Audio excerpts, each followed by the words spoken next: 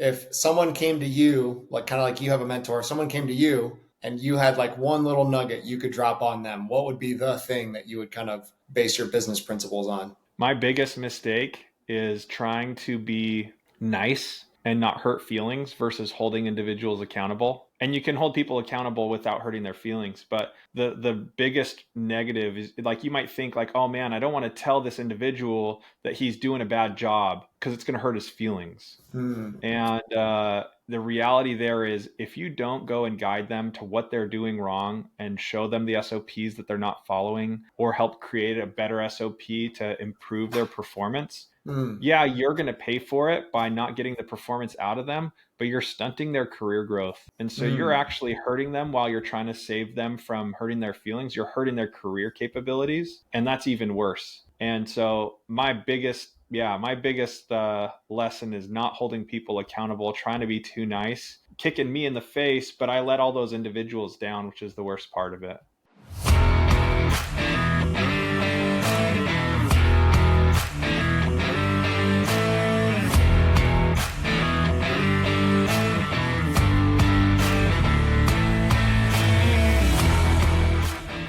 What's up, everybody? Welcome back to another episode of the Builder's Bible. I'm joined by Cody Novini, who's a friend of mine from Rise Up Kings, and I'm excited to talk to him today because he has been in the HVAC industry for a while, and we haven't had an HVAC guy on the show.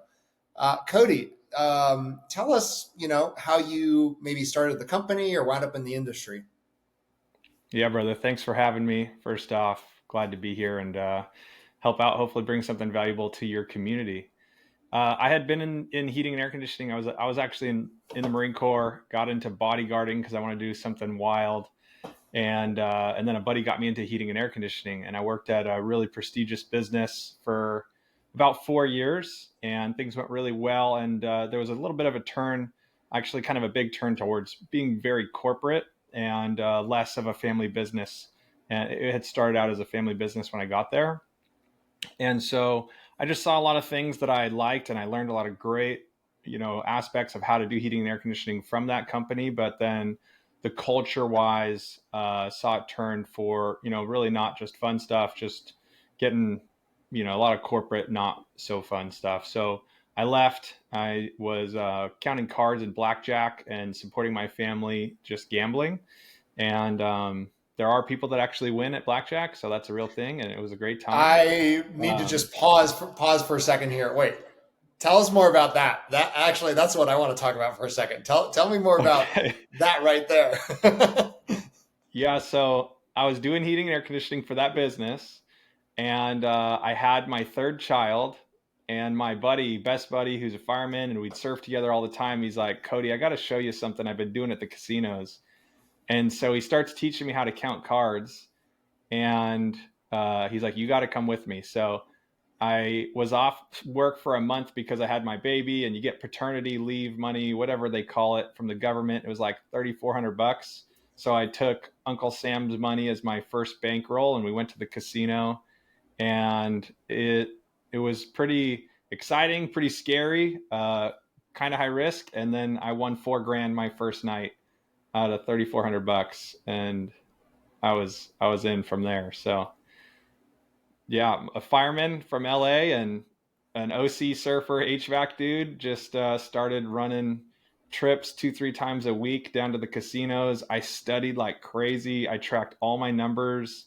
When you talk about business metrics, which I'm sure we will, like I have all my business metrics from all my gambling and counting cards and stuff, Vegas, all the Indian casinos in Southern California. And that was kind of what helped me decide, hey, I don't need to work for these people anymore. Let's go off and get into the next chapter. And I didn't know what my next chapter was.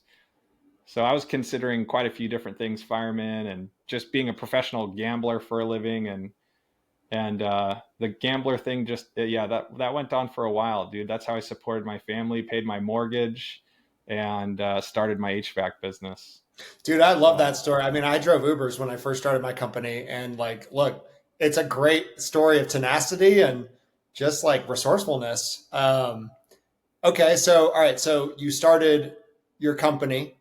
What's it called, and where's it? I mean, can I ask about that? Where's it at today? Yeah, so it's in Orange County, California. I started it 10 years ago. It's called SoCal Airflow Pros.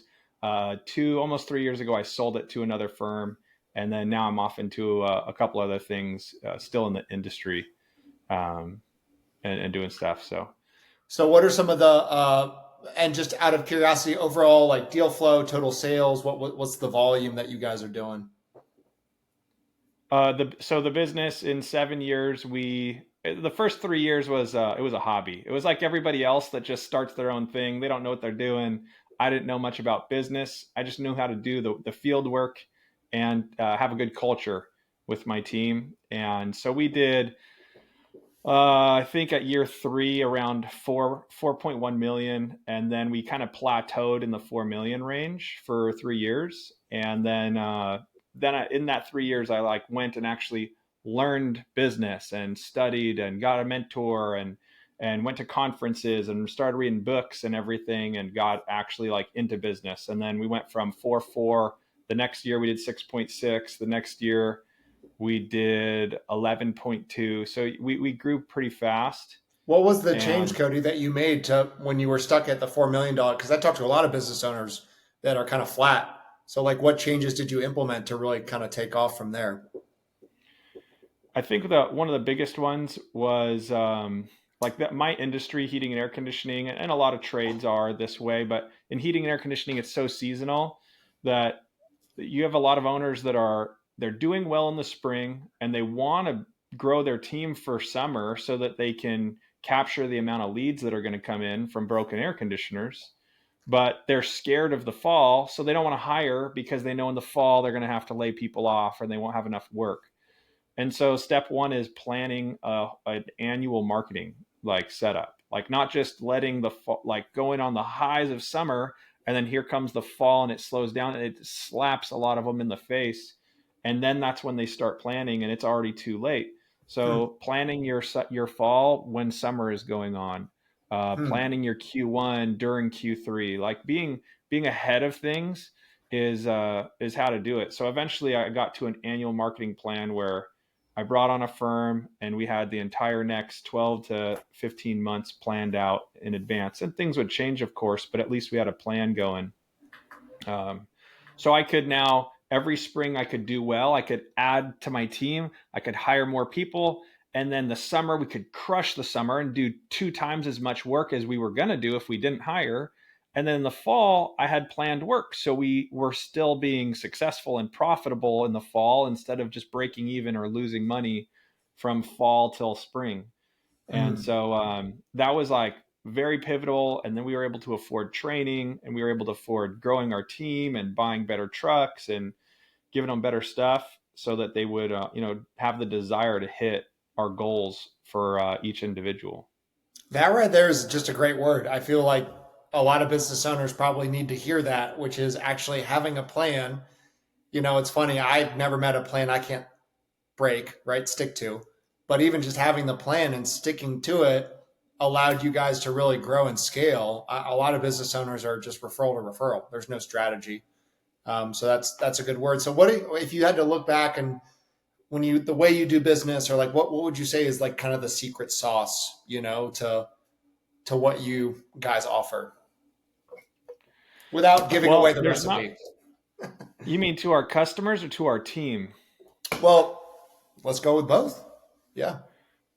Okay, so to our customers in heating and air conditioning, it's crazy, but 90% of the industry doesn't actually know how to size an air conditioner for a house or how to do their work the correct way. So they just do things the way that they were taught, or the way that a sales guy taught them, or someone taught them 30 years ago, and they haven't been through training. Even big companies that can afford training aren't doing heat load calculations and duct mapping to actually do it correctly. So that's something that we always brought, was the proper science and math to our customers, which was a massive separator between my team and the rest of the industry. So really easy to stand out in heating and air conditioning if you can sell it. You can't really pitch what I just explained through a commercial or marketing of any sort. Kind of has to be explained in the home. But to my team, It's not necessarily a secret sauce. It's all public information. It's just whether someone's too lazy to seek it out and follow it or not. But having a clear vision for your each individual. If you go and Hmm. say, "Hey, our plan this month is to hit $1 million in revenue," and everybody sees that in a company meeting but has no idea what their part in getting that goal is, then it's all on you to do that work yourself. And so you have to delegate everything down to the management team and have them delegate it down to each individual. So an install crew, the install department might know that the 5 crews to hit $1 million each need to do 200,000 in revenue. But we all know that some of those crews can do more and some can't do as much. So actually the install manager is sitting with each crew saying, this is the amount of revenue I expect from you to do this month. Here's how to Hmm. do it. This many installs at this average install amount is going to get you there. Can you pull a 6th day and volunteer for me? Can you stay late on this job tonight and go to a 14-hour workday to finish this job so I could do another one tomorrow? And then having incentive plans for each of those crews. And the same thing over to the sales team, the service team, the call center, the managers. If it's clear and it's designed for each one and you follow Hmm. it and you hold your team accountable, then everybody wins, and you're Hmm. not paying people to not do anything, and you're drastically rewarding those that are really bringing it to the team. And that was a huge part of where we got very successful, was incentive pay to everybody, not commission to upsell, some old folks that like you the top of the line system and make a fat commission, but incentive pay to do the right thing for your customers and to go the extra mile for everybody. I love that. Yeah, just having a clear bar. Like, look, this is the amount of installs we need or the amount of revenue we need. I love that. What do you feel, Cody, or maybe some have been some sticking points, or even are today? um some of my guys would dominate, and those are my A players, and they would do so well. And that really, like, a problem for us is we would see them doing well, but we'd sometimes focus on the ones struggling, not just the average, but the ones struggling. We'd kind of adjust things for the struggling individual, when in reality we weren't the right place for them. And we might have tried to encourage them and push them and teach them, but some people are built to be at certain organizations and some are not. And so sometimes you got to let the low performing individuals that really just want to go work a 9 to 5, you kind of got to let them sift themselves out of the group and go off to a place that works better for them, versus being around a Hmm. team of winners that are hard charging and pushing like crazy. They're uncomfortable in that environment, and you got to get them onto the right team. So it's not that Yep. there's anything wrong with those individuals. It's just, hey, wrong team. So focusing that our plan on the high performers and how to get our average group to performing more is where we really hit a lot more success, versus trying to spend a lot of time on our lowest performers trying to get them out of a hole. Hmm. That's good. Okay, let's talk about which direction I want to go. Well, I want to talk about one more thing with the HVAC stuff. So I would imagine that marketing was pretty important. Like, what made you guys? How did you guys typically acquire your clients? Referrals was always really big for us, and that was our way to start a business before we had like a reputation. But Yelp, this was a time, again, 10 years ago, Yelp wasn't as dominant as it has gotten in Orange County. So when we had 100 reviews on Yelp, we were the only ones with 100 reviews on Yelp that were 5 stars. There was other big companies, and but they would have like 3 stars on Yelp with hundreds of reviews. So being the top company on Yelp made me also the top company on Google at the time, because Yelp was the number one ad spend in all target keywords for Google. So if anybody Googled it, they got Yelp. And if anybody Yelped it, they got us. So theoretically, being number one on Yelp got me number one on Google. And so we almost didn't focus on Google at all back then. But now things have changed, and Yelp's gotten kind of more difficult depending on the industry you're in, to get the customers' information and stuff. But referrals was always our biggest thing. I'm very involved in the community. So the gym that I was going to, I was recruiting individuals, recruiting people for our services. My kids' school was really big. I'd take our work truck and I'd wear my uniform to drop off and pick up most days, or at least every week, at least a few days. So the parents and the teachers kind of got used to seeing us. And then I also I sponsored like the annual jogathon or whatever they called it, and we'd go there with two work trucks and a big easy up, and we'd be over on the field where the run is, and we'd give Gatorades to all the kids, and we got a ton of work out of that school, and I got a lot of friends out of it too, and just being involved in the community brings a massive amount of referrals. Whereas Mm, if you want to dominate your marketing, it can get very expensive, but also you have to have a really great online reputation, hundreds and hundreds of reviews. Depending on your area. If your competition has 20 reviews, then you don't need to have hundreds and hundreds, just have more than them. But in Orange County, it's very competitive. Everybody has 5, 6, 700 reviews, 1,000 reviews on Google and Yelp. So mm. if you take a company with 200 reviews, it's not going to do as well in all the marketing channels. So referrals is the best way to go. Let's talk about AI for a second. I actually am not really sure how AI is shaping the HVAC industry. What are you seeing, or what are your thoughts? Um, AI is kind of trying to hit a lot of things. The most is in the CSR channels. AI CSR is handling quite a bit, and that's good. That'll save the cost on CSRs. There's a lot of For the AI. audience that doesn't know what a CSR is, what is a CSR? Oh, sorry, call center Mhm. representative, the individual Yeah, that answers the phone yeah. or makes outbound calls. Um, there are CRMs, which are like customer retention management systems that Hmm. uh, that will use AI to help put the right tech in the right call based off the information that they have, or work on mapping and make things a little bit more efficient.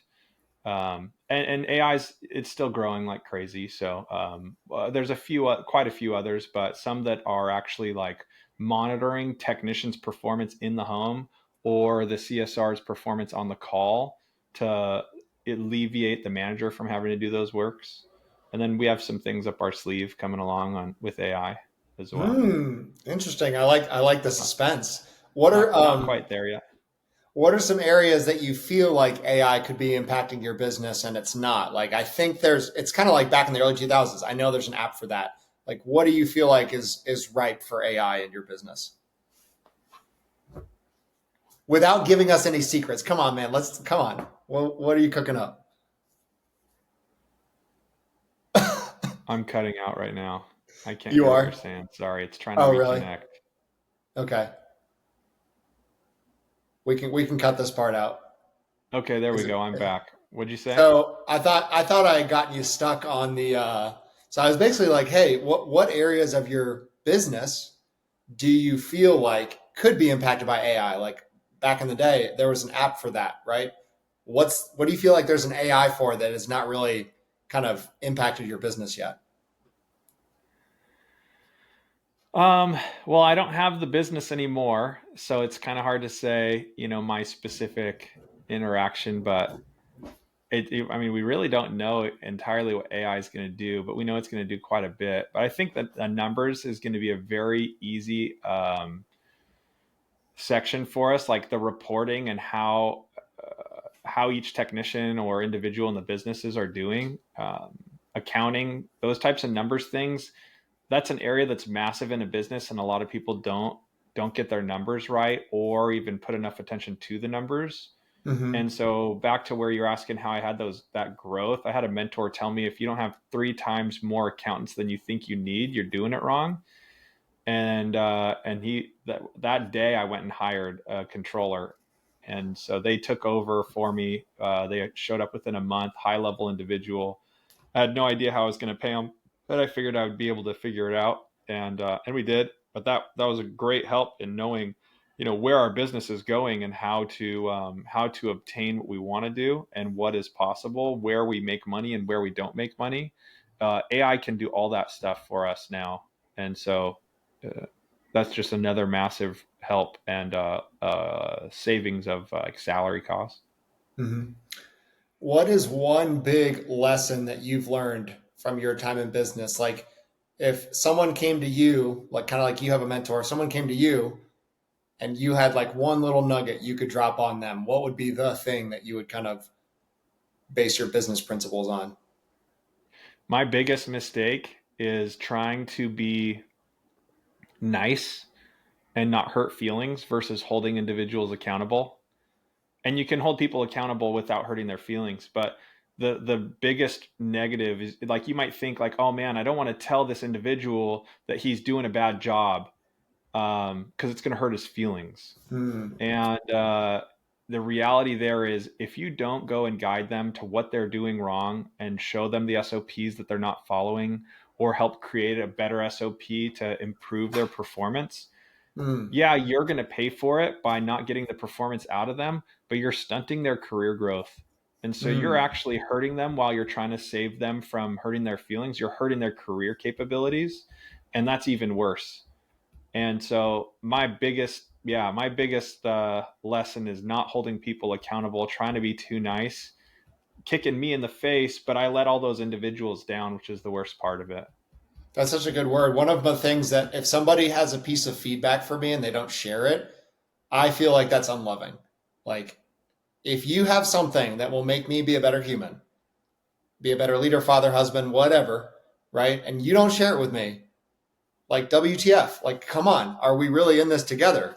You know? But that's such a good word Yeah. because I love the way that you phrase that. Hey, you're basically not helping this person by withholding that, and that's really hard as a boss. Like, man, I really care for this person, but where do I toe the line where it's like they need to improve in this area? So, Cody, Yeah, we're brother. friends through Rise Up Kings. How has it impacted your life, business, or any of the different areas of your life? Rise Up Kings is the bomb, dude. It's yeah, I've spent six figures on masterminds, conferences, reading books, getting training, all this stuff. And in things, even stuff that's in person consistently throughout a year, you don't get the brotherhood and the community help like you do in Rise Up Kings. And so you don't just, like in all these other things, you meet with people, you talk about it that day, maybe you connect afterward, but you really deeply connect with your brothers at Rise Up Kings long term. They get your family involved. Seeing them work in my family has been a massive help. And just amazing to watch. You and I get to hang out and do these cool things, not for ourselves, but to help others in our community.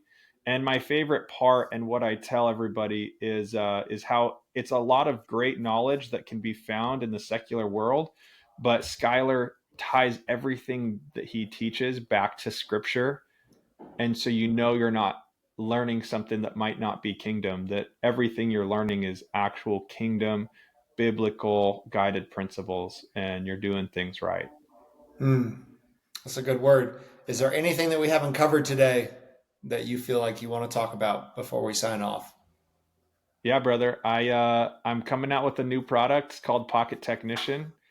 It's an AI product to help contractors, HVAC contractors specifically in the beginning, and then we'll go to the rest of the trades, but help HVAC contractors cherry pick their calls and get the right tech to the right call, pre-qualify the customers, help reduce zero ticket calls for those for rolling trucks, and retain customers that might not been able to be retained. So it's an awesome product. It's not quite out yet, and but it's coming soon. It'll be How here. can people, Cody, find out more about that if they're interested? Would they just contact you directly? Is there a site? Is there anything at the moment that you can share?